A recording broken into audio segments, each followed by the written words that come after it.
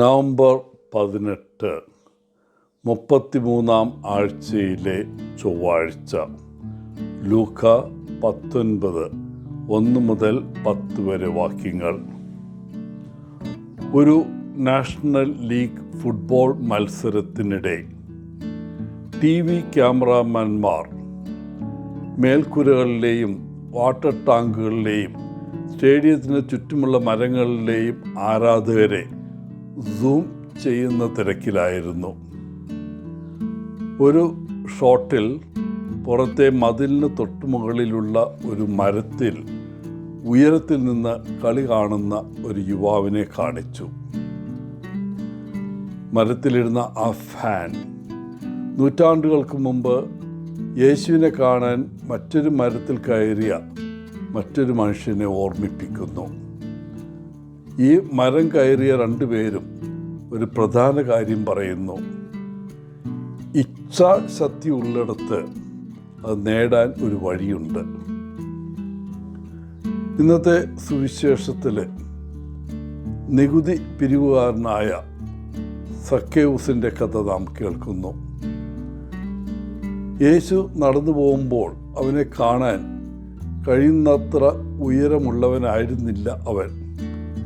അതിനാൽ ഒരു മരത്തിൽ കയറാൻ അവൻ തീരുമാനിച്ചു.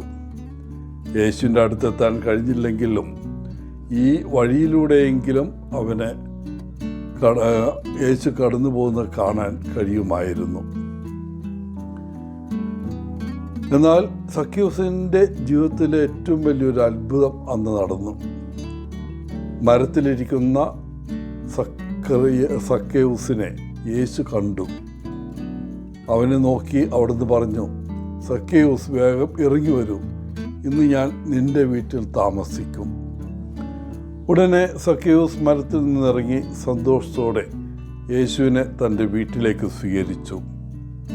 എന്നാൽ അവിടെ നിന്നിരുന്നവരിൽ ചിലർ അസംതൃപ്തരായി പിറുപിറുക്കാൻ തുടങ്ങി.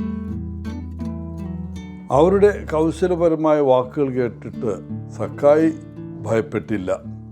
അവൻ തൻ്റെ നിലപാടിൽ ഉറച്ചു നിന്നുകൊണ്ട് യേശുവിനോട് ഇങ്ങനെ വാഗ്ദാനം ചെയ്തു: എൻ്റെ സ്വത്തിൻ്റെ പകുതി ഞാൻ ദരിദ്രർക്ക് നൽകും. ഞാൻ ആരെങ്കിലും വഞ്ചിച്ചിട്ടുണ്ടെങ്കിൽ ഞാൻ അവർക്ക് 4 ഇരട്ടി തുക തിരികെ നൽകും. ഇന്ന് യേശു നമ്മളെയും വിളിക്കുന്നു. നിൻ്റെ മരത്തിൽ നിന്ന് ഇറങ്ങി വന്ന് എന്നെ നിൻ്റെ വീട്ടിലേക്ക് കൊണ്ടുപോകും. നിങ്ങളോടൊപ്പം സമയം ചെലവഴിക്കാൻ ഞാൻ ആഗ്രഹിക്കുന്നു. ഇത് കേൾക്കുമ്പോൾ നമ്മൾ ഉടനെ നമ്മളിരിക്കുന്ന മരത്തിൽ നിന്നിറങ്ങി യേശുവിൻ്റെ വിളിക്ക് മറുപടി നൽകുമോ? അതോ എന്ത് ചെയ്യണമെന്ന് തീരുമാനിക്കാൻ ശ്രമിച്ചുകൊണ്ട് അങ്ങനെ കുറേ നേരം അവിടെ ഇരിക്കുമോ?